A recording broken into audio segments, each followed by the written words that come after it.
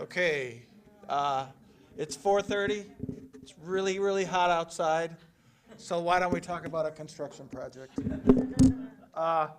Thank you for coming tonight. This is the second public meeting for our Raalte Avenue project that will include segments of 10th Street and 11th Street. Before I get started, I'd like to just make sure everyone signs in. And please, if you could, leave an email because we can help with information sharing with the emails in particular. So that would be appreciated for those of you in attendance. I'd like to start out by just recognizing the project team and a couple other folks here.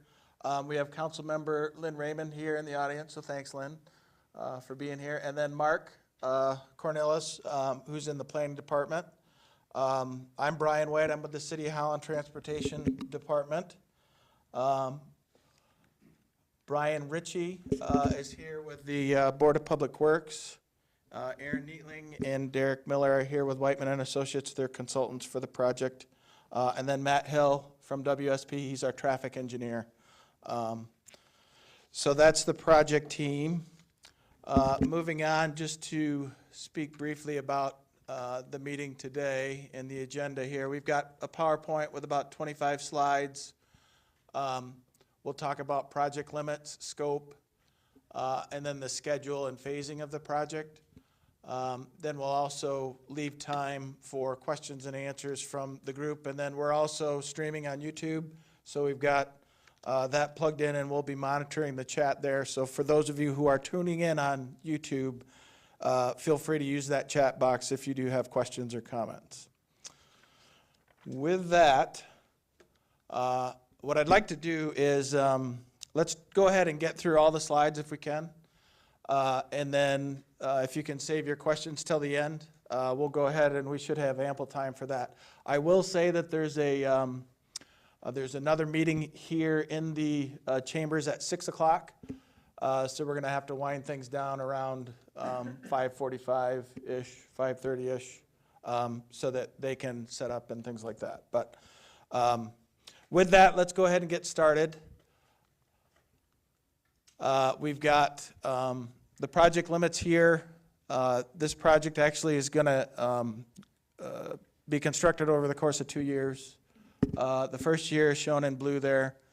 And basically it includes everything at the north end, save for 11th Street east of Raalte.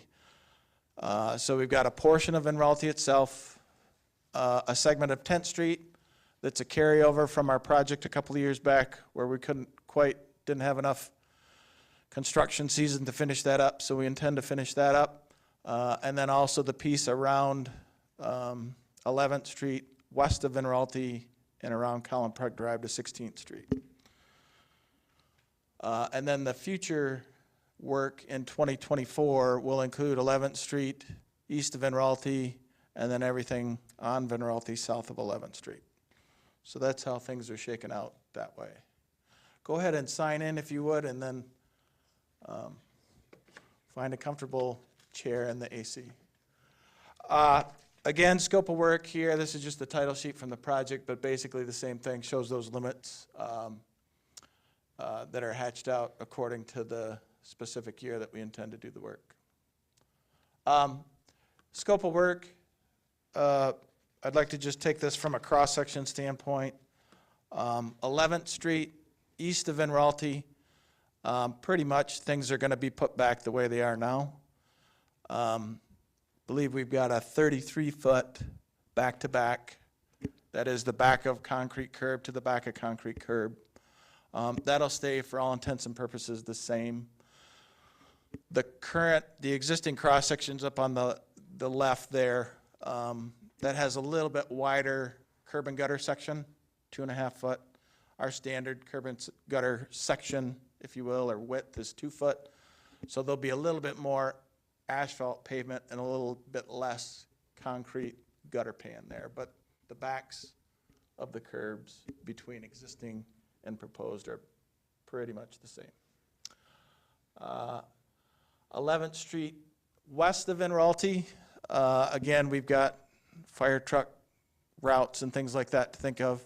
We're actually looking at opening that up a little bit on either side, adding a couple of feet of width there, and then looking to maintain that. Currently, there's no restrictions for parking along there. I don't know how popular that is. I know on given nights at Holland Park when there's things going on, I think things can get a little tight in there. So we're wanting to preserve that parking, but just make things work a little bit better, particularly for those fire trucks and things like that. So 11th Street west of Raalte, I know there's a couple of residents, not very many, but then obviously we're keeping in mind that fire truck route. For Raalte, basically putting back what's there. The cross sections do vary between 37 feet wide and 41 feet wide. So we're basically putting back what's there now. Again, I think we have a similar situation where we've got 2.5 foot wide curb and gutters on some of it that'll change to 2 foot wide curb and gutters.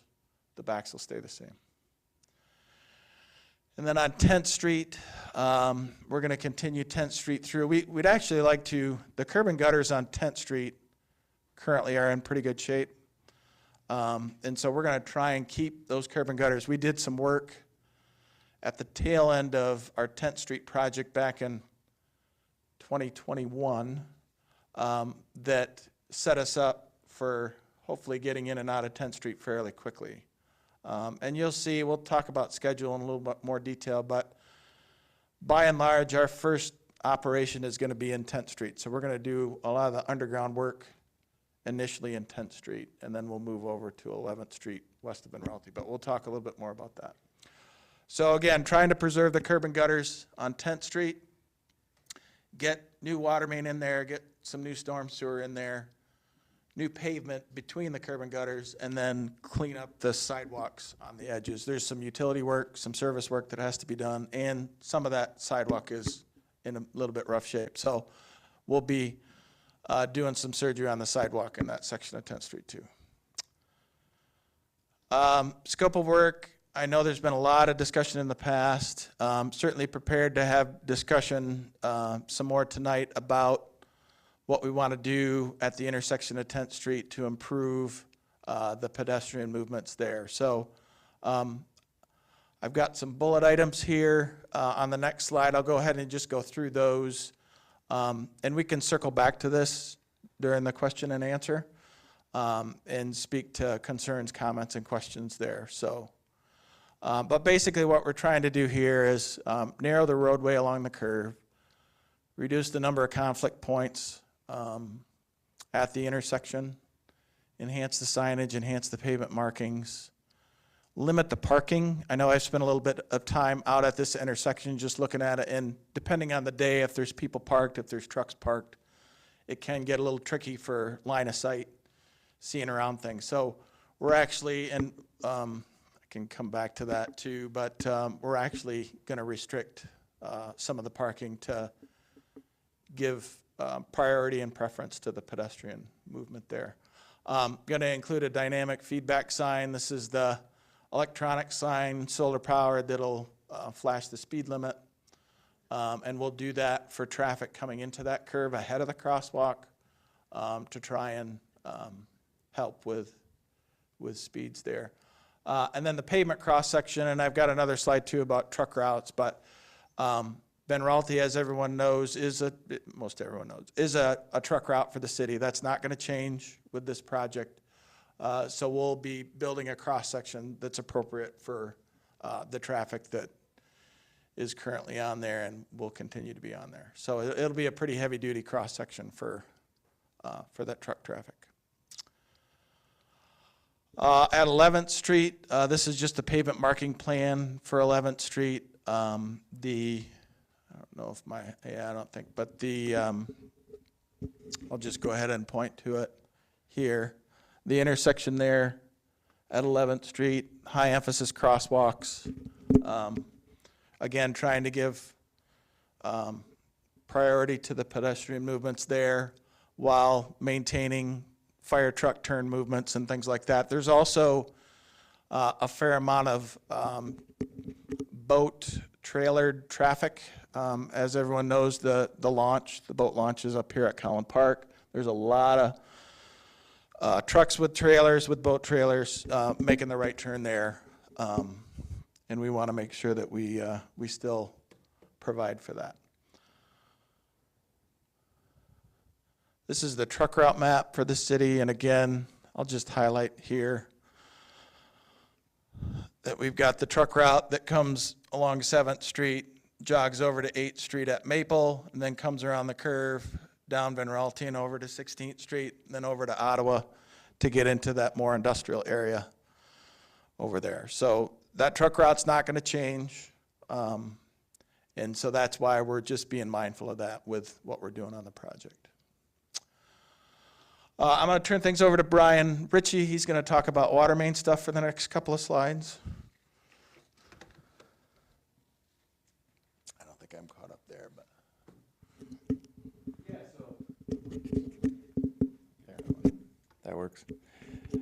Good evening, everyone. Brian Ritchie with Board of Public Works, mainly on the water side of things here. So as you can see there, this is kind of our scope of work for this project. The 2 blocks of 11th, or 3 blocks, the one west of Van Raalte there as well, and then the 1 block on 10th Street, like Brian said, wrapping up our 10th Street project from a few years ago.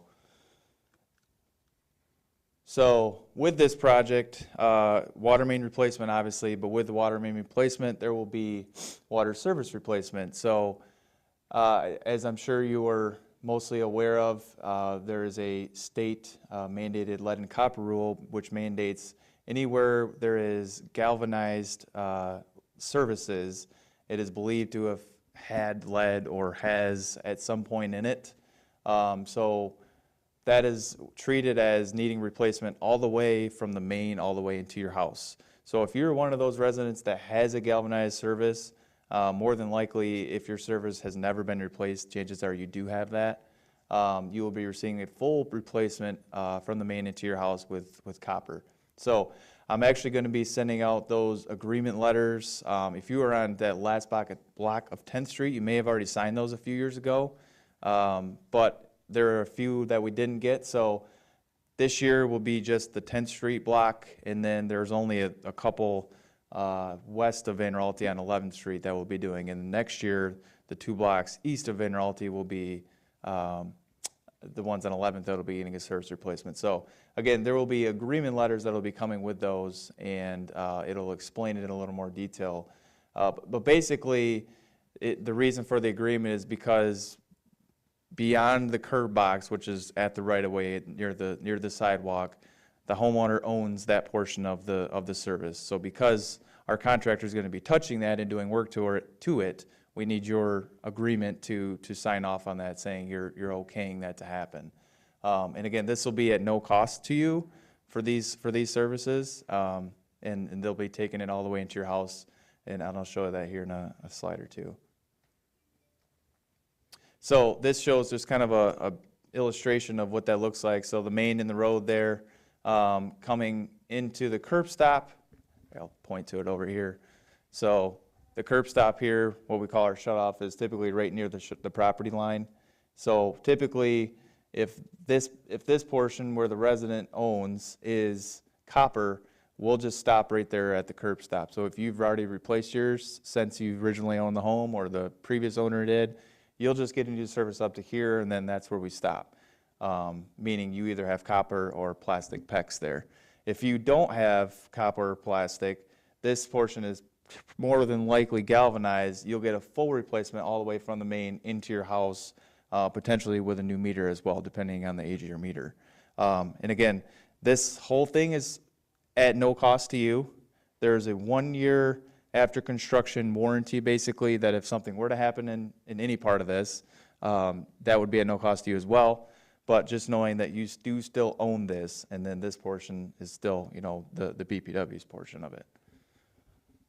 Left my clicker over here.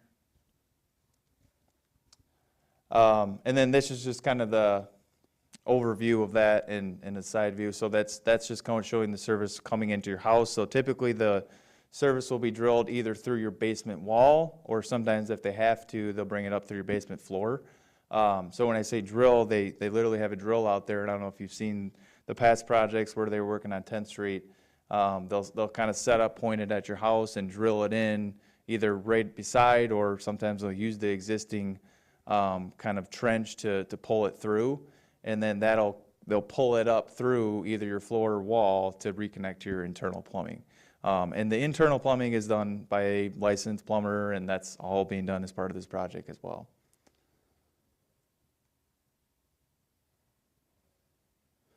I think that was it from my end, yeah. Back to Brian. So just finishing out the slides here, storm sewer, sump pump connections, roof drains, things like that. They can get redirected to the storm sewer. It's going to be the property owner's responsibility to do that, and we typically want you to connect into a catch basin or a structure, not a blind tap into one of our pipes. So again, if you're interested or want to explore that further, stick around at the end and we can talk more about that. But sump pumps for clear water only, and any kind of roof drains, we should be able to work with you to get those tied into our storm drainage system. Floor drains, anything by like laundry facilities or anything like that in the basement, those typically go to the sanitary sewer. All right. Expectations during construction. Trash pickup will basically occur as it always does. If there is a lot of construction going on around your frontage, still bring your can out to the curb, but just know that the contractor may be picking up those cans, putting them up into a loader bucket, and taking them to the edge of the project site. With that in mind, we ask that you tape your address to your can so that we can get you your can back after that procedure. So mail service, I believe this is a walking route. Mail service will continue. If you do have sprinklers, particularly sprinklers out in the public right-of-way in that parkway area between the curb and sidewalk, we'll want to, if we can, know about that. Certainly you can have those flagged, and we'll do the best we can to work around those. If there is damage, and oftentimes there is, just let us know, and we'll repair those as part of the project. I've got another slide here on sprinklers, so we'll expand on that here in the next slide. But trees, so every one of our construction projects, we have a certified arborist that comes through, evaluates all the trees, street trees. I think we've talked to some folks on the route who may be impacted by this, but basically very minimal with regard to the work causing any kind of tree removals. But we did get notice that there are some trees in, let's just say, not that great a health. And so where our arborist has flagged those, we intend to remove those. As with all our reconstruction projects, we have a tree planting project at the end. So if you're interested in street trees, let us know. And typically we'll put them where we do the removals, but certainly if there are other areas where you'd like to look at street trees, let us know. We're a proponent of that. Utility service interruptions, you'll receive advance notice. We can talk a little bit more about that too, particularly on the water side. So just know though that there'll be some coordination and some brief interruptions. On the sprinklers, again, notify us, flag them if you can. We'll have a subcontractor that's going to be doing sprinkler repairs as we wrap up a given area of the project. If you do have a sprinkler contractor that you typically work with and that knows your system, if you want them to perform the work, we're certainly willing to entertain that, provided that we just get an estimate of the repairs up front. So no surprises there, please. Project schedule, and I do have some slides on this too, but basically construction project spread over 2 years. Phase 1A, we'll call it. We'll start on Monday, August 7. And then we'll have a transition late September, early October to Phase 1B with a completion late October, early November for Phase 1. Phase 1 will include the intersection of 11th and Van Raalte. And that's critical for us because that's going to form a detour route for Phase 2. And we can talk about that on the map too. Then Phase 2, start in the spring of 2024. We do intend to start before tulip time just so that we can finish. And we'll keep things buttoned into 11th Street east of Van Raalte, obviously not going anywhere near Van Raalte itself.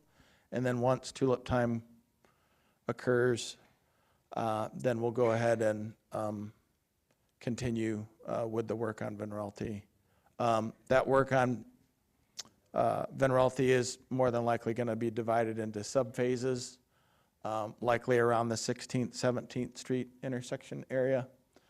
And then completion is planned for the fall of '24. And then we do intend at some point in the future to take Van Raalte work all the way down to 32nd. But that's very much in the planning stage still. So with that, here's a picture for Phase 1A and Phase 1B. Phase 1A being the purple. And as I mentioned in our pre-construction meeting with our contractor Milbacher and Sons, I believe they're intending to start the underground work there on 10th Street. Again, we're trying to keep the curb and gutters in place on 10th Street. They're in pretty good shape. Do a little bit of work in the areas that need be on the sidewalk, and then wherever we have some utility service work to do. And then obviously the pavement will all get torn up and replaced. We'll also be working on this section during that first phase, staying out of Van Raalte. This area gets some underground work, actually underground work all the way to 12th Street, and then this section of Holland Park Drive is just what we call a mill and fill. So there's really not a whole lot of work that's going on between those limits. So that, in essence, is the 2023 project. And again, that transition, we expect late September to be doing that transition into Phase 1B. Incidentally, too, for those of you who may know, we do intend to be doing some resurfacing in Holland Park itself. We expect that to happen in the September timeframe as well. So we'll kind of work our way out with new pavement, typically what you want to do there.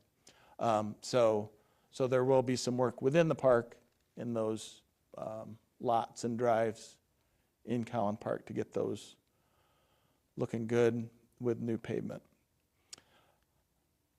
And again, just overall phasing, 2023 in blue, 2024 in green, with this intersection here serving as a detour route for this second phase for traffic.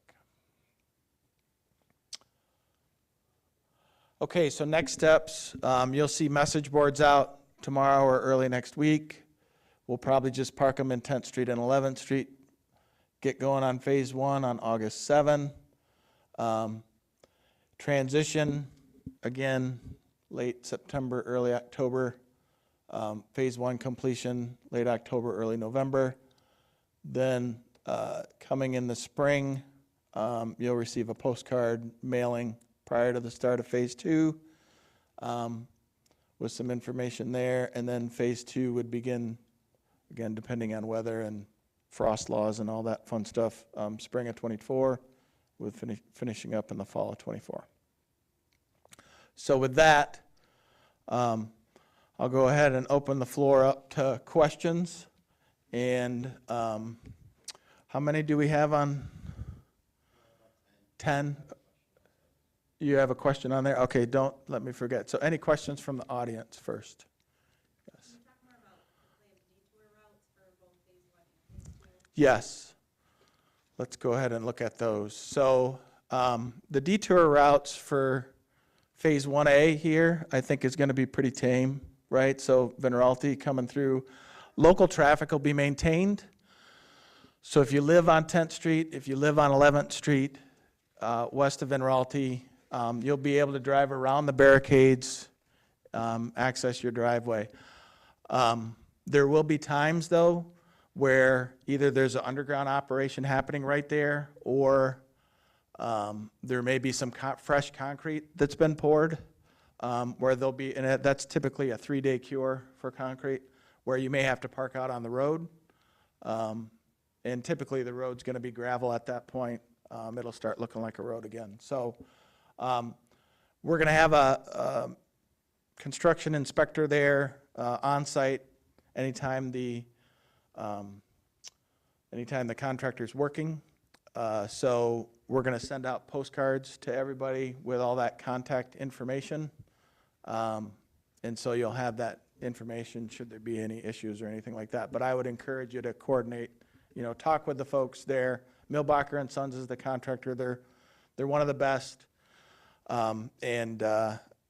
Again, just in terms of access and things like that, you should be able to, for the most part, get in and get out. Specifically, like I live on the corner of 11th and Washington. Yep. And I'm just concerned about extra traffic on Washington. Sure. Yep. And again, I don't think there's a whole lot of through traffic on 10th Street. So I don't see a whole lot there. Obviously, when we're doing Van Raalte, posted detour for Van Raalte when we're there. We're going to catch trucks before. So our truck detour is probably going to be Pine. Pine. Yeah. So we're going to try and keep the trucks off the locals as best we can, because yes, that we want to make sure that we keep them on the major routes. People already ride on Washington because there's no stop signs between 9th and 16th. Yep. Got it. I'm concerned about more people Sure. riding through there at 45 miles per hour. Got it. Okay. Yeah, couldn't the fuel trucks go all the way to 32nd Street to get on 31 going north or south? Yeah, we're gonna talk with them, and there's actually gonna be some work going on with that Wildwood project as well, with traffic there. But so we're gonna coordinate as best we can with not only the fuel trucks, but Bentler, Hines, all those folks to the best we can to keep them on routes to the south. Yeah. But we all know how that goes. So we'll do the best we can. We're going to have message boards. So when we get into that phase 1B, we'll be planting message boards up by Pine Avenue, guiding the truck traffic accordingly. So usually the first couple of days are a little rough, but then once people get the hang of it, then things plane out usually after the second, third day. This is a phase 2 question, so a little premature. Yep. Liza Gardner, the strip between the curb and the city sidewalk, she's got portions of it full of garden. And Yep. it's hard to transplant because of roots. Are we gonna have to tear all that out, or can the contractor work around that to some extent? Yeah, so I do not want to volunteer what the contractor may or may not be able to do. So I would use caution, and if there's some really great stuff that you want to keep, I would try and transplant it, and then once they're done. I can say, though, that area is probably going to be the first area that we hit in 2024, right, is in that area, so. Is there like somebody with the contractor that we would be able to talk to when they actually show up? Yeah, so when the contractor's here on August 7th, it's the same guy that's coming back for phase 2. We're out of town August 7th. Sure, but they're going to be here, right? And you're welcome. I mean, it goes for anybody. You're welcome to talk to them. They're very approachable. They're one of the best. But again, understand that they've got a lot of work to do. There's vertical changes that we're doing to the roadway that's going to change, driveway approaches and in the slope of that green space between the curb and the sidewalk. There may be utility work that's happening there. So there's just a number of things that may or may not contribute to whether or not they can salvage what they can. So. The only place where you're widening is along Collin Park Drive there. Yeah, so we are not, this is what we're gonna do here is a mill and fill. So the curbs are gonna stay. But this section from 12th Street around to Van Raalte, that's the area where we're gonna, Okay, so on Yep. that strip, Yes. just west of, on 11th Street, just west of Van Raalte. Yep. You have about 6 properties there that are going to lose a lot of square footage to the widened road. They'll lose about 2 feet of green 2 feet. space. Both the curb and the sidewalk will be 2 feet closer to the house. No, the sidewalk's gonna stay Oh, the where it's sidewalk at. will stay the same. Yeah, so the sidewalk's at the right-of-way line currently, and it will remain at the right-of-way line. Now, we're gonna, most of the sidewalk, save for 10th Street, most of the sidewalk in this area is gonna get removed and replaced, but it's going back in roughly the same place, okay? In the same spot, Okay, so on the as right-of-way far line. as the appearance of the lot, there's less curb area, then there's less planting area at the The green space, yeah, I call it the parkway, but it's that green space between the sidewalk and the curb You do lose that. is green gonna space. get narrowed by about 2 feet. Okay? All right. That's a real loss. It's a real loss as to the greenness of that. Sure. I think there's going to be a fair amount of green left. The trees are going to be left. I think it'll be good. But there's no loss along Van Raalte. No, Van Raalte, again, we're planning on a similar cross-section going back in. Again, the curb and gutter right now is 2.5 feet wide. The new curb and gutter is going to be 2 feet wide. So there's going to be a little bit more, a half a foot more pavement, black asphalt, but then a little bit less concrete curb. But the back of that curb is going to stay in roughly the same spot. Okay? I'm on the corner of Holland Park Drive and 11th Street. So Got it. We're going to get it on both sides, that's right there. Yep. We're going to try and push through, right, so that that intersection, we don't have to get back into that intersection, at least underground next year. Because we're going to be the detour route, if you can envision work happening to the south, that detour route's going to go that way next year. But that corner will be in play for most of both phases, right? Correct. This year, yes. Yes, it will. What's gonna happen to the trees between the sidewalk and the curb? Yeah, so as I said, the project itself isn't really going to affect those trees. I will say, though, that our arborist has flagged several trees. I'm not sure how many. Do you guys have a count? I'm not sure how many, but, and it's from a health standpoint, though. If the trees looks like it's suffering and if the arborist has said, hey, structurally, this is not a good tree, then we're going to remove it. So that would be the reason for the trees. You'll see ribbons going around the trees too. If you do have questions, or if you want to check with us afterwards, we can look at your specific property and see once if there's any tree impacts. If you do want a street tree in the future, also just let us know, and we can talk about planting new ones. And then, there's no trees. Okay, well, if you want trees in the future, let us know. Yep. Are you saying that on 10th Street, the curb is moving 2 feet closer to the sidewalk? Nope, on 10th Street, the curb is staying. We're going to leave the curb in place. Right. So the sidewalk is staying, but in areas where the sidewalk is damaged, broken, or has offsets, or where we've got a utility service, then we're looking to do some removal and replacement, but it'll go back in the same spot. Okay. I take it, since the last meeting, the contract has now been let, so this schedule is fixed. Yes. So, part B of this question is, Yes. can community groups weigh in on the intersection issues, pedestrian issues? Sure.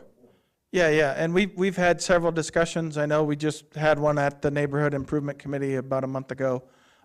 We can talk tonight as well. We've got our traffic engineer here that can speak to concerns, comments, things like that. And so, yes. But I think what I'd like to do is maybe get through other comments, and then for those of you who want to stay and talk specific about intersections and pedestrian movements, we can do that. So is the phase 2 section of 11th Street, is that section of 11th getting widened or? No. So that's going back in roughly the same spot as it is now. Yep. Yeah, my question or concern is about that intersection at 10th and Van Raalte. Yep. And can you say a little bit more about how the changes you described will slow traffic down, because I walk that every day, and it's really, even on the south side, it's dangerous. currently, Sure. Because you have to be ready to run in case. Yep, and I'll turn, maybe before everyone clears out, we can have Matt just speak to some of that too. How we doing on, and no, we're not gonna look at speed bumps. We live in a, so, and I get it, if we're in Florida, we can do speed bumps. In northern climates, they don't work so well. I think on 10th Street, Van Raalte, we just need a yield pedestrian sign. And that is part of the work. Yep, all right, so, hang on, one more, yep. I know what you're doing on the curve will help slow traffic down, but has there been any discussion when you do Van Raalte south of 11th, any type of traffic calming measure coming from the south? From the south, yeah, and we can look at that as well. So there's some work that we're doing to try and improve the line of sight that I think will also slow traffic, along with some pavement markings that we can point out too. All right, so we're pretty good there. How are we doing with the chat box? In phase 2 for 11th east of Raalte, will the driveways, entrances, and sidewalks also be redone? And can a resident contact the city at the same time to redo a concrete driveway? Yes, okay, so the question was, on Phase 2, 11th Street, are the sidewalks and driveway approaches included in the project? And can a homeowner, property owner, work with the city to get driveway work done? All right, so the answer to the first part of the question is, yes, we're gonna be doing sidewalks and driveway approaches because that road, the vertical curve on that road is gonna change. And so all those meet points need to match into basically a new roadway through there. So new driveway approaches, new sidewalk. We typically do not get in between, to the second question, we typically do not get in between the contractor and any kind of private party agreement that you may or may not have with said contractor. So the city would not act as the go-between per se, but we would not preclude you from talking with the contractor and working out any arrangement that you may or may not be able to do with private property improvements. One thing I will say is the type of contractor that we have working on this project is a volume contractor. You know, they're doing lots of work, and they may or may not want to entertain providing you an estimate for smaller individual work. Again, it just depends on the contractor and your individual interaction with them, but the city would not get in between that. For the contractor that's doing 10th Street, you have a phone number for them, we can contact them? Yes, so you will get a postcard that'll have emergency contacts, and that'll also have the office number for Milbacher. And then they can steer you to subcontractors that they may or may not have. I think the subcontractor for concrete on this job is a company called Duran Concrete Contractors. But you can coordinate that with Milbacher's office. And again, no guarantees as to whether Duran is going to entertain individual requests, but certainly can ask. All right, any other questions from the chat? Okay, got it, great. Any other questions from the audience? Yes. Concerning joint sewer.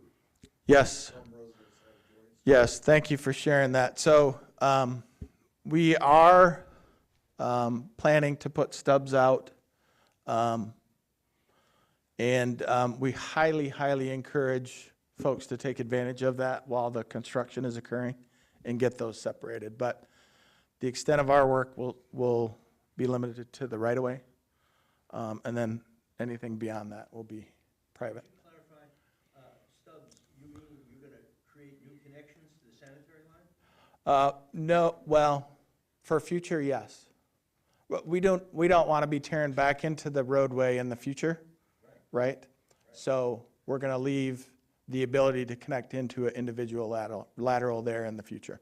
And you would work with homeowners who want to do that during the construction? We highly recommend doing that during construction, yes. Now is the time to do that. So Is that at the expense of the homeowner? the private side is at the expense of the homeowner, yes. But you're gonna do the stubs, you're gonna do the. Yes, Yes. So it ends after the sidewalk then? Yeah, we're going to bring it out to the sidewalk. Okay. Yep. So it's up to the individuals to get their own contractor. Yes. Yes. Now, again, you can, You're gonna have 10 contractors. you can, I don't know how many sewers you got, but. right. I don't think there's a whole lot, but you can certainly engage our underground contractor. Possible. There are some fees associated with that, like right-of-way fees and things like that. So again, we'll coordinate that with your contractor. Okay? All right. Okay, so why don't we, yes? Something about if you wanted a new basement drain, now would be the time to. Okay, so basement drains, no. Sump pump, roof drains, yes. But if you have like a basement drain that is just a floor drain, typically that should go into the sanitary sewer. We don't know exactly what's coming into that floor drain. We don't want to introduce any kind of potential contamination there. So we'll want to make sure that it's clear water, right, clean water. So is the sanitary sewer gonna have a new stub in too? No. No sanitary sewer main work, it's all line sewer. It's all line. Yeah. Now I'm confused. I thought we were gonna do new stubs to the sanitary. Only where there's joint sewer, so Only where if your lateral's connected Right. to the neighbor, that's where you're beginning. Right, to do right, it. So he and I have a joint. Yep, so there would be, we will each have a new stub. No. There would be one stub, one of you would stay in your existing, the other one Oh, okay. would get Right. connection to the new, so that'd be up to you guys to determine that. Whoever. Yep. And then there'll be some fees associated with that. Right. So, all right, but visit us, right, talk with us. But again, now's the time, if you're particularly in that phase one, now's the time to do it. Really is. Well, we've got a little time, but let's not lose the opportunity. Right. Okay. Got it. Any other questions about stuff? All right, let's go circle back to, yep, okay. Are you gonna, that'll be flagged out so we can see what lies underneath it, where we tie in and stuff? Are we doing sanitary televising? Contractor is supposed to be televising the Yes. laterals, and Yep. Yep. he's supposed to mark them for their use. Yeah, okay. Most all our reconstruction projects, we have a camera, there'll be a sewer camera that comes through and televises, and they've got a launcher that launches up into the lateral, and they can map that out. Obviously, if we see some things, right, if there's a lateral that's in poor condition, we certainly don't want to build brand-new road over top of that, so we'll be engaging those folks that we potentially see problems with, so. But again, the lateral's a private lateral, right? So again, it's going to be treated as private. So again, that's where fees and right-of-way permits and stuff like that come into play. Okay? All right, great. Let's circle back to the intersection.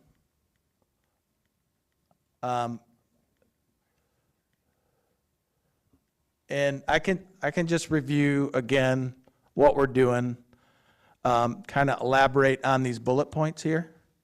So dynamic feedback sign, something similar to that's going to go on this lead-in to the curve. We're going to be basically narrowing up.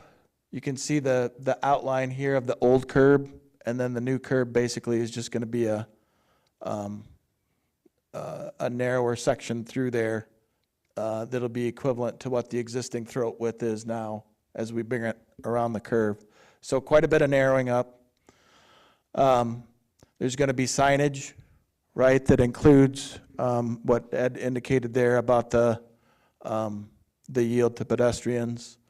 We're going to remove this north crosswalk. Okay, the one nearest the curve is going to go away. We're going to remove the ramps as well. We're going to funnel everybody to the south, right? Again, trying to increase that distance. And And then we're gonna basically use the high emphasis, the railroad tracks that you often see around schools and high traffic areas. We're gonna do some, basically some bump ins here where you will not be able to park. Okay, so there's gonna be some restrictions on parking to try and increase the line of sight, right? So, and that's both from the north and the south. So this is where, you know, that's gonna help, I believe. Yeah, so, no parking, right? So it's a car length on both sides, basically. But, the throat that's there now is for all intents and purposes gonna, because we did a little bump out project a few years back, right? That kind of narrows things up. That's gonna be roughly the same throat width, but it's gonna be extended, right? For a period of space there. So, and then the other thing that I wanted to point out too is this is the 11th Street intersection, but you can see we're gonna delineate those parking areas, and I think try and give an appearance to the lane too, that the narrowness of that. So there'll be a lane line as well on that section of Raalte between 11th and 10th. So again, trying to, right now it's kind of a, you know, it's not really defined per se. So we're gonna do some work with that to define it. Let me see if I ticked off. Yeah, did I miss anything? I think that was the bulk of it. The only thing we maybe didn't mention is just some of that enhanced signage at the pedestrian crossing itself, and then there'd be thank you. There'd also be what we call a gateway treatment. I have a picture on my computer. I can show it to some folks if you're interested in sticking around, but that basically goes on the center line, just south of the crosswalk. Someone had asked if there was anything, you know, we're doing for traffic that was coming from the south heading north. That also helps kind of reduce that speed and draw attention to that crossing as people are coming through. So I'll have a picture of that here we can talk about. All right, so with that, Would you consider a bump out the next block just before 11, so people coming from Collin Park Drive trying to take a left on Van Raalte after this is all done? yes, Cars yeah. parked there. Yep. Let me, I think I know where you're going with that. I went the wrong way. Right in here. So we intend to hatch that area out, right, so that there's no parking up next to the intersection. But again, this is where those truck movements occur, trailer movements with the boats. And we did do a trial back in, when we did the bump-ins there at 10th Street, we also, with some cones and things like that, we did a trial here to see if we could bump that in. And basically, all of those got taken out by the trailer movements. So we really don't think that's a good spot. Yeah, that's what we intend to do. Yeah, yep. Yes. Brian, do you think you might consider a sign before the curve that says pedestrian crossing ahead?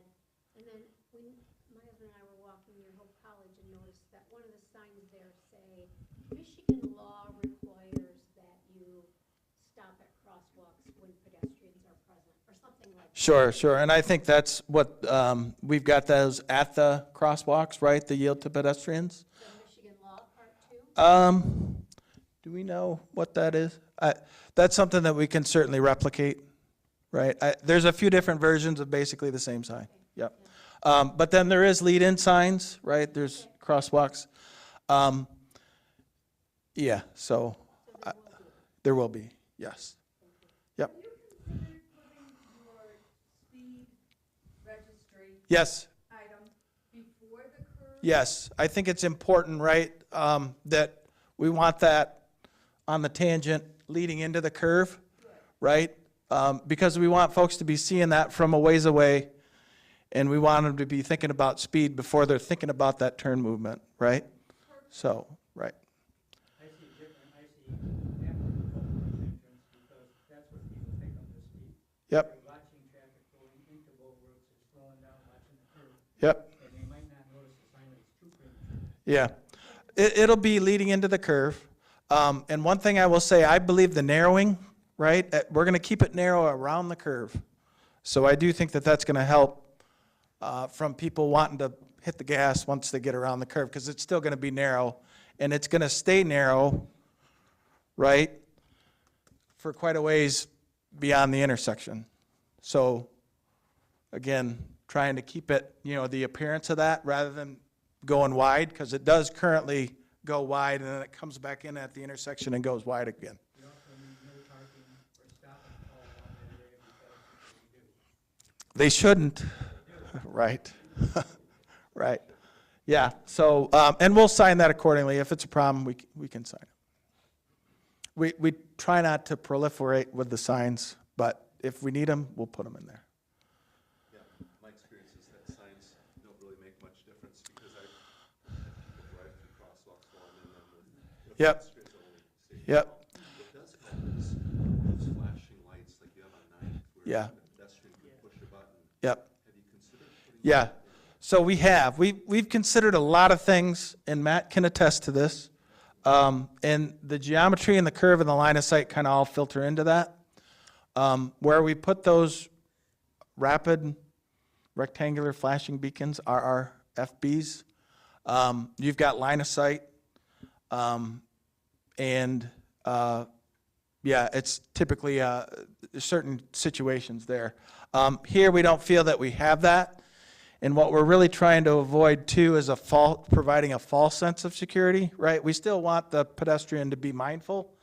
And so I think that's a real key element to this, is that we're trying to put this as far away from the curve as we can and draw attention to it, but try and keep, I guess, the input or the feedback to the motorist to a minimum, if you will, so that they're concentrated on what we're telling them coming in and then coming around. We've looked at, a signal here or rapid flashing beacons here, but then you'd have to have something that's coordinated with that leading in. We just don't think that that's a good recipe for anyone, for that matter. We don't want to, again, give that false sense of security to that pedestrian, so. At the neighborhood improvement committee, the group was talking to you about that, the intersection. Yeah. Calling it a split lane, that behind the civic center and near. Yes, yes. Were you considering something? Yeah, I don't think we do it with this project, but I think it's an interesting angle. And I actually talked with Steve Peterson, our planner, about that the other day. I think that area is going to be looked at as part of what else is going on there. Again, you've got to work with the industry, right, and make sure that everyone's on board with that. But just from a functionality standpoint, if that was a more traditional intersection, right, how that would work, and then how that would translate into speeds and things like that. So certainly something we're going to look at. Is the speed limit going down? The speed limit's staying the same. I think it's 25, yeah. So, okay, so I don't want to get into a real big speed discussion, but this is a platted area in town that allows us to post that at 25.